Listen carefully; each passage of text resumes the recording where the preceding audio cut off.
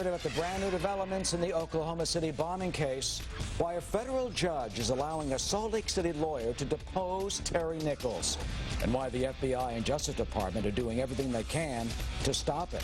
Next. To the Oklahoma City bombing now, and new details that could soon come out. If you recall, it was the worst domestic terrorist attack on our soil. A truck bomb killing 168 people and destroying the Alfred P. Murrah building in 1995. Timothy McVeigh was executed for it. His accomplice, Terry Nichols, is serving life in prison, and he says he wants to speak out. A federal judge has allowed a Salt Lake City lawyer to depose Nichols on videotape about the plot, but the Justice Department and FBI want to stop it. That attorney, Jesse Trentadue, joins us now from Salt Lake City. Mr. Trentadue, welcome. Thanks for joining us this morning. Thank you, Mr. Sean, for having me. What do you think Terry Nichols will say? Well, he's told me that he wants to tell the whole story about the bombing. He wants to tell about the others involved, including possible FBI informants who were...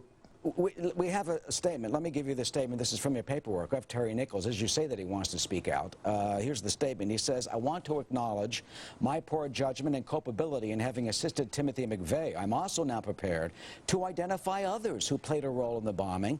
My purpose in doing so is to bring closure not only to myself, but especially to the survivors and families of the victims of the bombing." Now, you say FBI informants. I mean, what is he, or what do you mean by that?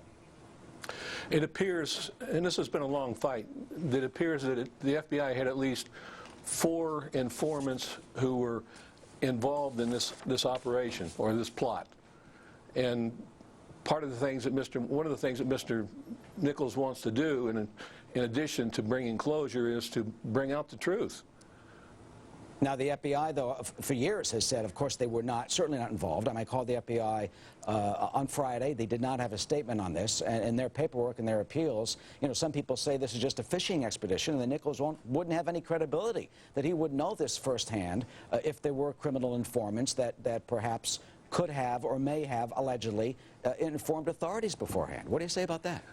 Well, I say 2 things. He recognizes that, and he's prepared and compiled a proof to establish what he's going to say. And I'll give you 2 examples. The explosives that were found a couple of years ago in his Kansas farmhouse and were turned over to the FBI. He says on that box of explosives will be the fingerprints of an informant who provided the detonators for the bomb. And the second point, and this is most important, some of the evidence that Nichols compiled, I presented to a federal judge who reviewed that evidence, agreed with me, and ordered these depositions.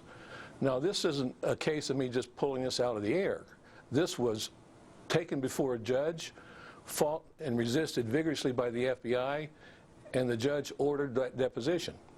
And I'd add one other thing. Yeah. You have to ask yourself, if he isn't credible, if no one will believe him, why is the FBI and the Department of Justice fighting so hard to keep this man from telling what he knows? Well, they may not want it. They may say he has no credibility and that there's no evidence to support anything that he says and that he's full of it. Well, I can say this. It's been 3 years in this fight for this deposition. Not once has the FBI appeared in court and denied the accusations.